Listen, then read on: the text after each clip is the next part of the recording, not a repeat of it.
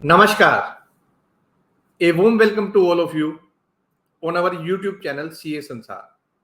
Myself CA Vivek Khurana, and today we will discuss about the tax audit applicability in case of future and option trading and share trading. So before going to start, my request to all of you, please subscribe to our YouTube channel CA Sansar and also press the bell icon so that whenever we upload new video, you will get it notified. And also please like the video and share it with the maximum members so that maximum people can take the benefit of this video. So regarding the tax audit applicability in case of future and option and share trading, we have received many requests. अभी I was in Shirdi, so that time I received request from Hemant ji, then Garg साहब, then Virendra ji, काफ़ी लोगों के messages आए थे for a video on this future and option and share trading. So today we will discuss about the tax audit applicability. So by chance, for taxation point of view, if I miss something, then again we'll bring a new video on the total taxation part, income tax provision in case of share trading and future and option. But today we will discuss about the tax audit applicability in case of F&O and the share trading. So before that, one disclaimer is there. All these are my personal views and can't be construed the views of the ICI, CSNSR, or any other person or any other authority. And don't take it any legal advice or the legal opinion and the professional opinion or the professional advice. And the purpose of this video is to spread knowledge, information, awareness, and shall not be treated as a solicitation in any manner or for any other purpose whatsoever. And please, also, my request to all of you, please also cross check through the ICI guidance note on tax audit, relevant income tax sections, income tax rules, there are any notifications, CBDT circular, all this you can check it out. So thank you very much. So regarding the tax audit, इसके ऊपर हमने पूरा detail में video एक record किया था under section 44AB tax audit limit for the business and the profession, and after that we had discussed about the 44AD जो presumptive taxation for business. Then we have discussed about the presumptive taxation for the professional 44ADA. Then also we had discussed about the 44AE presumptive taxation for the transporters. So in case if you missed that video, you can check it from the CS Ansar YouTube channel. Otherwise we will also give you the link into the I button. You can check it there. तो इसके ऊपर again discuss नहीं करेंगे पूरा detail में. आप detail में पूरा वीडियो डिस्कस चेक कर सकते हो कि टैक्स ऑडिट जो ऑडिट्स हैं उसकी क्या लिमिट है फॉर द बिजनेसमैन और द प्रोफेशन. जो क्लोज ए में हमने डिस्कस किया था कि अगर बिजनेस है तो उस केस में उसकी total sale, gross, receives, turnover, as case में भी अगर 1 करोड़ रुपीज से एक्सीड्स है तो टैक्स ऑडिट एप्लीकेबल है. देन अगर डिजिटल पेमेंट में रिसीव कर रहा है मोर देन 95% अगर आपकी पेमेंट और रिसिप्ट्स है, तो अगर डिजिटलाइज है, बैंक के थ्रू है, तो then this limit is 1 crore rupees to be 10 crore की 10 करोड़ तक आपको कोई ऑडिट नहीं करवाना. देन उसके बाद अगेन फर्दर प्रोविजंस था कि आपको अकाउंट पे ही चेक या अकाउंट पे ही ड्राफ्ट के थ्रू पेमेंट्स देनी है, otherwise it shall be treated as cash payment या फिर receipts. And then we had discuss about the clause B जो था tax audit limit in case of professionals की अगर 50 लाख से अबव है तो we had discuss. Then clause C we had discuss about the 44A जो उस केस में आपका प्रेजम्पटिव टैक्सेशन है, कितना अमाउंट आपने उसमें हैवी वेट व्हीकल्स या फिर दूसरे other than heavy weight vehicle में कितने शो करने हैं. देन क्लोज डी में we had discuss about the presumptive taxation under 44ADA में अगर नहीं जाते तो आपको टैक्स ऑडिट शो करना पड़ेगा. फॉर ई क्लोज में 44AD में था. तो all this we had discuss earlier, आप उसको चेक कर सकते हो. Then further we had discuss about कि किससे आप ऑडिट करवाना है, अकाउंटेंट डेफिनेशन. अच्छा, one more thing, very soon will also try to bring another video कि tax audit a chartered accountant in practice can not do the tax audit. उसमें कुछ provisions दिए हुए हैं कि लाइक फॉर रिलेटिव, तो relative में इतनी बड़ी डेफिनेशंस है like your brother in law या फिर your uncle's brother, sorry uncles के भी आगे कोई रिलेशंस में है, तो उसमें पूरा एक डिटेल्स में we will discuss very soon. तो ऑल दिस 44AB का तो tax audit limit we had already discuss. तो share trading, share trading we all aware, हमें सबको पता है शेयर ट्रेडिंग कैसे होती है।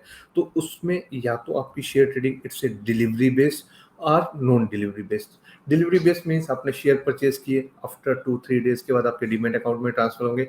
After that you can sell it out 1 week, 10 days, 15 days, 1 year, 2 years, कभी भी सेल कर सकते हो। That's the delivery based. Non delivery based means आपने मार्केट ओपन से शेयर परचेज किए, दिन में परचेज किए और बिफोर क्लोजिंग द मार्केट आपने सेल कर दिया। नॉन डिलीवरी या फिर फ्यूचर एंड ऑप्शंस में जिसमें आपकी डिलीवरी नहीं मिल रही, दैट्स एफ एंड ओ। तो इस केस में हम डिस्कस करेंगे कब कब टैक्स ऑडिट एप्लीकेबल है। तो डिलीवरी बेस्ड में first is regular transactions. Regular transaction means you are doing regularly, वे शेयर परचेज कर रहे हो, कभी परचेज कर लिए, कभी सेल कर लिए, कभी एक ही दिन में many times you have purchased. तो दैट्स योर रेगुलर ट्रांजेक्शंस। और अनदर कैजुअल ट्रांजेक्शन मीन्स आज परचेज किया या थोड़े दिन बाद फिर परचेज कर लिए, लाइक नॉट रेगुलरली। तो उसके ऊपर भी हम डिस्कस करेंगे। कुछ सुप्रीम कोर्ट की जजमेंट्स हैं कि कब इससे बिजनेस, कब इससे इन्वेस्टमेंट, कब आप स्टॉक में शो करते हो, और सीबीडीटी का भी सर्कुलर है। तो रेगुलर ट्रांजेक्शन जो है, आपने जो रेगुलरली आप सेल परचेज कर रहे हो शेयर्स को, that's your stock, that's your business income. तो वो आपकी बिजनेस इनकम है। और जो आप कैजुअली ट्रांजेक्शन कर रहे हो, दैट्स योर कैपिटल गेन। वो आपकी बिजनेस इनकम नहीं है, that's your capital gain. Then intraday में, इंट्राडे जो ट्रांजेक्शंस है, these are speculative transactions, these are speculative income. और it's mention in section 43 subsection 5 में मेंशन है, उसके ऊपर भी डिटेल डिस्कस करेंगे। F and O is not your speculative income, that's your business income, that's non speculative income. So in these all cases we will discuss what's the taxation, कैसे taxation करना है, उसमें क्या टर्नओवर है for the purpose of section 44AB, कब tax audit applicability है, and weather section 44AD या 44AD है हम ऑप्ट कर सकते हैं इन केस ऑफ शेयर ट्रेडिंग। तो इसके ऊपर पूरा भी हम डिटेल डिस्कस करते हैं। तो फर्स्ट इज डिलीवरी बेस्ड, कि डिलीवरी बेस्ड ट्रांजेक्शन कौन सी है। तो इसकी डेफिनेशन है where the transaction for the purchase or sale of any commodity, including stocks and share, is delivery based, whether intended or by default, the total value of the sale is to be considered as turnover। कि अगर आपने कोई delivery based transaction करी है, अगर आपने share purchase करे हैं, and that's your regular transaction, that's your stock, then in that case जो उसकी टर्नओवर होगी, टर्नओवर क्या होगी, टोटल सेल वैल्यू। एक तो आपका परचेज प्राइस होगा कि आपने शेयर परचेज करे, एक आपका सेल वैल्यू होगा। तो sale value in case it's your business. And then next is whether such transaction of purchase or sale of stock or shares undertaken by the SEC are in case of business or as investment। तो वो business है या investment है, जो भी हमने check किया कि रेगुलर ट्रांजैक्शन है या कैजुअल ट्रांजैक्शन है, वो डिपेंड करता है कि आपका नेचर क्या है ट्रांजैक्शंस का, क्या फ्रीक्वेंसी है, वॉल्यूम क्या है। जैसे मैंने आपको बताया कि आपने फ्रीक्वेंसी रेगुलरली सेल परचेज कर रहे हो, या फिर उसका वॉल्यूम क्या है या नेचर क्या है, दैट डिपेंड्स कि बिजनेस है या फिर आपकी इन्वेस्टमेंट है। बिजनेस है मीन्स रेगुलर ट्रांजेक्शन है, तो that would be the part of your turnover. उसकी जो टोटल सेल वैल्यू होगी वो टर्नओवर का पार्ट होगा for the purpose of section 44AB। और अगर it's investment then it would be capital gain. तो उसके ऊपर कैसे टैक्सेशन होता है अभी हम डिस्कस करते हैं। बिफोर दैट, ये कुछ सुप्रीम कोर्ट की जजमेंट है for the purpose of investment और बिजनेस। उसमें सुप्रीम कोर्ट ने डिसाइड किया है, this is the case CIT versus PK and company limited 1966, 60 ITR 65 supreme court, and Saroj Kumar Majumdar versus CIT 1959, 37 ITR 242 supreme court, CIT versus Sutlej cotton mill supply agency limited 1975, 100 ITR 706 supreme court, G Venkateswamy Naidu and Company versus CIT 1959, 351 ITR 594 Supreme Court. तो इसकी अलावा भी काफ़ी सारी judgment है, but these are some famous judgment. तो जिसमें they have decided कि इन्वेस्टमेंट है या बिजनेस है। Even CBDT have also issued some circular. तो CBDT ने एक सर्कुलर इशू किया था 4/2007 dated 15 June 2007, and after that they have also issued one more circular 6/2016 dated 29 Feb 2016। तो उसमें CBDT ने कहा था कि एसएससी जो आपका टैक्स पेयर है कैन हिमसेल्फ ऑप्ट कि ये मेरा जो ट्रांजेक्शन है दिस इज बिजनेस ट्रांजेक्शन, कि ये मेरा स्टॉक इन ट्रेड है, या दिस इज माय इन्वेस्टमेंट। तो this is they said only for the listed shares. Listed shares के लिए उन्होंने कहा था कि दे कैन ओप्ट, एंड अगर वो कहते हैं कि स्टॉक इन ट्रेड है tax payer, then it's a business income. And अगर वो कहते हैं कि इट्स ए कैपिटल गेन, कि मेरी ये इन्वेस्टमेंट है, then it's for capital gain. And AO will not interfere, जो असेसिंग ऑफिसर है उसमें कोई डिस्प्यूट में नहीं जाएगा। एंड जो 12 मंथ्स हैं या लेस देन 12 मंथ है, वो अकॉर्डिंगली देयर टाइम है, उसमें ये नहीं कहेगा कि इसमें इतना टाइम है तो इट्स बिजनेस इनकम, नो। तो it's on the tax payer for listed shares. And another important thing is कि अगर टैक्स पेयर ने कहा कि this is my stock in trade for one assessment year, it doesn't mean कि next assessment year ये कहेगी no now this is my investment, no. अगर आपने ऑप्ट कर लिया एक बार, तो फिर नेक्स्ट जो सब्सिक्वेंट ईयर है उसमें भी your option will be there, उसको चेंज नहीं करना आपको। क्लियर? देन उसमें टैक्सेशन कैसे है डिलीवरी बेस्ड ट्रांजेक्शन में? डिलीवरी बेस्ड ट्रांजेक्शन जो जो रेगुलर ट्रांजेक्शन है आपकी, जो अभी हमने डिस्कस किया रेगुलर ट्रांजेक्शन में, according to their nature, frequently, volume, तो दैट्स योर बिजनेस इनकम। तो बिजनेस इनकम के केस में जो आपकी सेल वैल्यू है, जो आपका शेयर की सेल वैल्यू है, जो आपने सेल करा, तो that would be the part of turnover. आपकी टर्नओवर, सेल्स, ग्रोस रिसिप्ट्स उसका पार्ट है for the purpose of determining the section 44AB, उसमें कि टैक्स ऑडिट एप्लीकेबल होगा या नहीं होगा। इसके ऊपर अभी हम एग्जांपल से भी डिस्कस करेंगे। आपने through out the financial year जितनी भी ट्रांजेक्शन्स करी हैं उनकी आपको सेल वैल्यू देखनी है, and then you have to club. इसमें nothing you have to see कि वो प्रॉफिट में था या लॉस में था, ओनली सेल प्राइस, कि वो शेयर आपका प्रॉफिट में सेल किया या लॉस में सेल किया, no, only sale price to be calculated in case of business income, कि अगर वो आपने बिजनेस शो किए तो उसकी आपको सेल वैल्यू शो करनी है। And if there are casual transaction, कि कैजुअल ट्रांजेक्शन में क्या है कि आपने कभी परचेज किया या कभी सेल कर दिया, then that's your investment, you are doing for investment purpose, so then that would be your capital gain. तो कैपिटल गेन में भी either it can be your short term capital gain और the long term capital gain. Short term capital gain क्या है कि आप अगर sell कर रहे हो within 12 month from the date of purchase, तो short term capital gain. After 12 month purchase sale कर रहे हो, then it's a long term capital gain. तो शॉर्ट टर्म कैपिटल गेन कैसे कैलकुलेट करना है? सेल वैल्यू, जो आपकी सेल प्राइस है, minus expenses on sale, minus purchase price, that would be your short term capital gain. Long term capital gain, sale value minus cost of acquisition, जो as per grandfathering rules है, minus transfer expenses. तो इनके ऊपर अलग से taxation है, that's not the part of turnover, ये turnover में इंक्लूड नहीं होंगे। And no tax audit applicability, tax audit applicable नहीं होगा अगर आपका इन्वेस्टमेंट है, अगर आपकी कैपिटल गेन है, either it's short term capital gain और long term capital gain. Clear? अभी हम डिटेल में डिस्कस करेंगे थ्रू द एग्जांपल। देन अभी हमने क्या डिस्कस किया? Delivery based. नाउ अनदर क्या ऑप्शन है? नॉन डिलीवरी बेस्ड, जिसमें क्या था हमने डिस्कस किया था? इंट्राडे या फिर F&O। तो जो इंट्राडे ट्रांजैक्शंस है, आई टोल्ड यू सेक्शन 43 सबसेक्शन 5 में they have defined about the speculative transaction। तो जो speculative transaction है उसको डिफाइन किया है, a transaction in which a contract for the purchase or sale of any commodity including stock and shares is periodically or ultimately settled otherwise by the actual delivery or transfer of commodity or skips।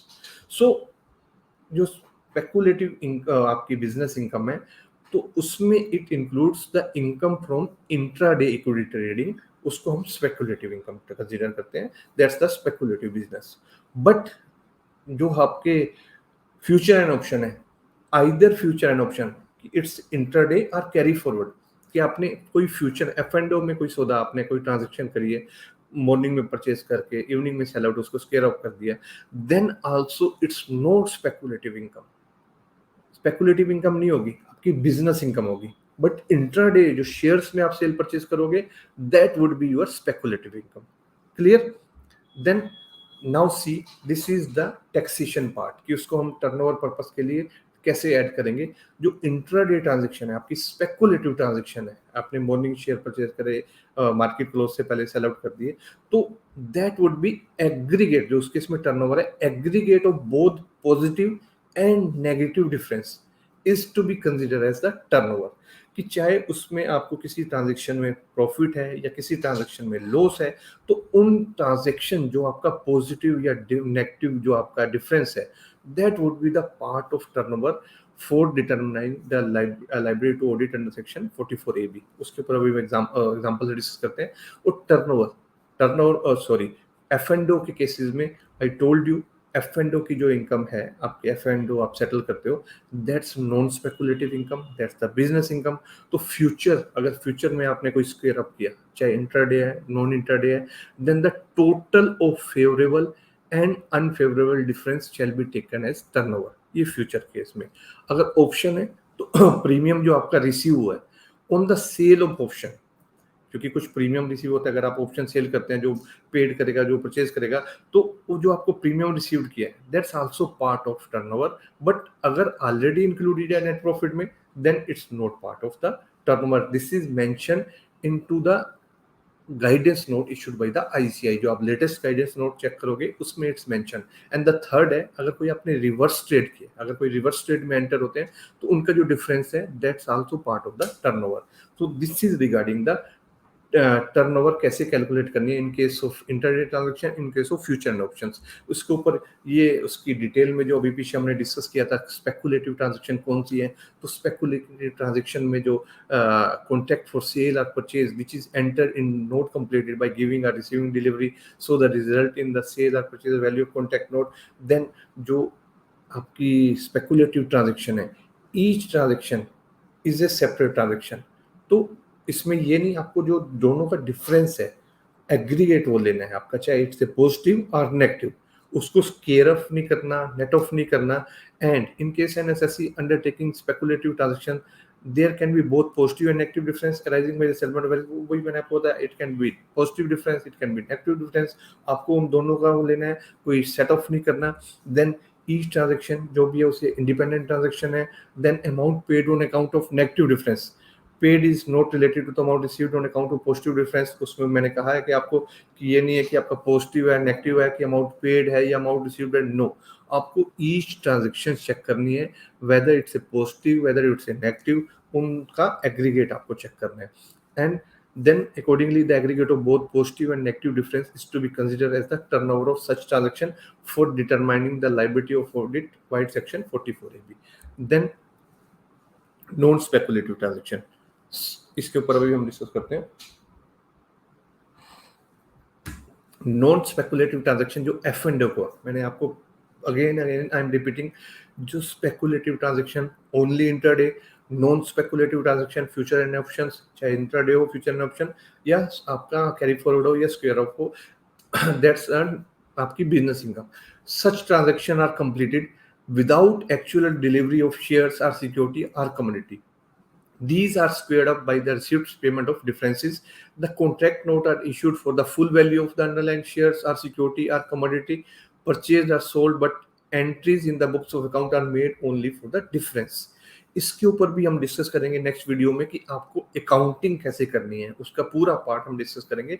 The transaction में भी square up any time on the before of striking date, the buyer of the option pay the premium. मैंने आपको बताया buyer of the option premium pay करेगा और जो seller होगा वो प्रीमियम रिसीव करेगा।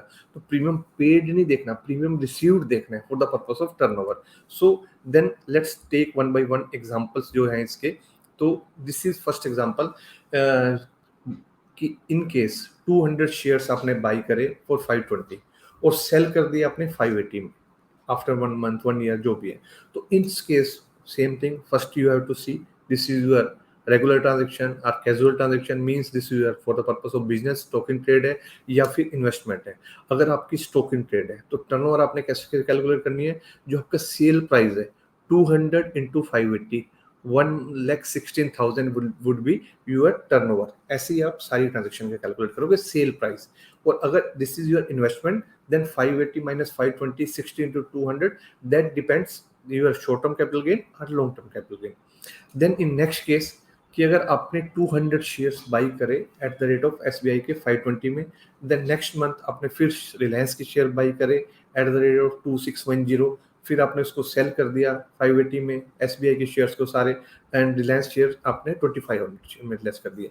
सो आपको SBI में तो प्रॉफिट है, रिलायंस में आपको सेल है, और लॉस है, तो इन दिस केस आपको प्रॉफिट से लॉस कुछ नहीं चेक करना। If you are considering it your business income, अगर it's your stock in trade है, तो जो आपका सेल वैल्यू है 200 इंटू 580 प्लस 200 इंटू 2500, तो 6,16,000 would be your turnover. This is for 2 transaction. ऐसे ही आपने सारी ट्रांजेक्शन की चेक करनी है। और अगर दिस इज योर इन्वेस्टमेंट, तो फर्स्ट में आपका कैपिटल गेन है, सेकंड में आपका कैपिटल लॉस है, शॉर्ट टर्म है, लॉन्ग टर्म है, दैट डिपेंड्स कब आपने परचेज करे, कब आपने सेल करे, that you can calculate. Then next is आपने 200 शेयर एसबीआई के बाई करे 514 में at the time of opening of the market, और सेल कर दिए सेम डे आपने क्लोजिंग में, तो this is your intraday transaction.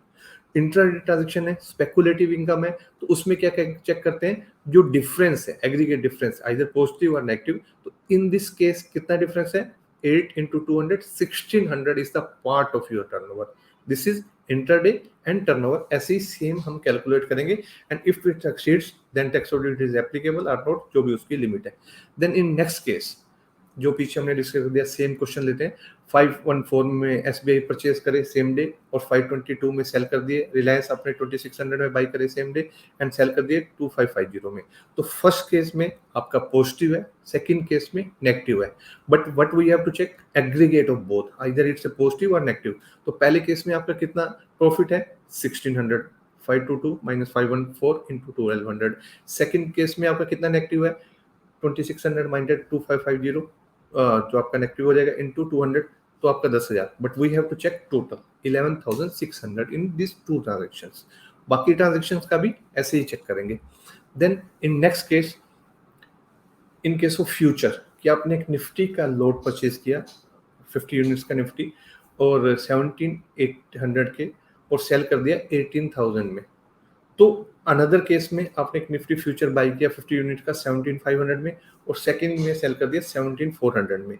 तो फर्स्ट में आपको प्रॉफिट है, सेकंड में लॉस है, बट इन दिस केस हमने क्या कैलकुलेट करना है, हमने aggregate of positive and negative दोनों का आपने चेक करना है। तो कितना हो जाएगा आपका दोनों का, फर्स्ट केस में आपका 18,000 माइनस 7,800, 200 इंटू 50 10,000, और सेकंड केस में 7,400 माइनस 7,500 100 इंटू 50 5,000। तो total 15,000 is your turnover in case of future. And in next case, in case of option, तो ऑप्शन में क्या करना है, फ्यूचर में तो आपने चेक कर लिया कि रेफरेंस करना है, ऑप्शन में आपको प्रीमियम भी ऐड करना है, और अगर कोई उसको आपने ट्रांसफर करा है तो वो भी आपको ऐड करना है। तो in this case see the example, he bought one lot of Nifty, 50 का लोट है, option at the rate of 1,000 premium, and at 50,000 rupees 50 into 1,000 50,000, and sold it at 2,000 premium. तो 1 लाख में सेल कर दिया, तो आपका 50,000 प्रॉफिट हो गया, एंड 4 लोट हमने सोल्ड किए जो 25 पर लोट है, bank Nifty option 37,000 eight the rate of 1,000 premium. तो आपको जो प्रीमियम रिसीव होगा, आपने ऑप्शन सेल आउट किया 1,000 इंटू 4, दैट्स 4,000। तो 50,000 आपका पहले जो डिफरेंस था प्रॉफिट था, 4,000 आपका प्रीमियम था, then total 54,000 would be part of your turnover, जो आपको ऑप्शन के ऊपर प्रीमियम रिसीव किया है। तो this is in case of option.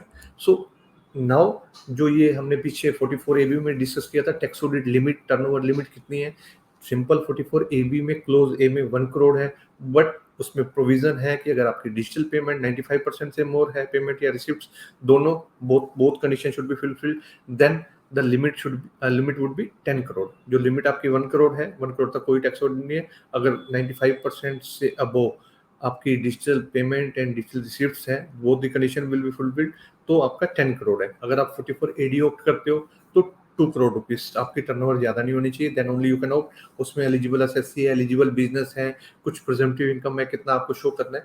तो 44 एडी कहीं भी डिनाई नहीं करता कि शेयर ट्रेडिंग की आप नहीं ऑप्ट कर सकते। तो इन केस ऑफ टैक्स ऑडिट आपकी लिमिट 1 करोड़ है, 2 करोड़ है, 10 करोड़ रुपीज है फॉर शेयर ट्रेडिंग बिजनेस।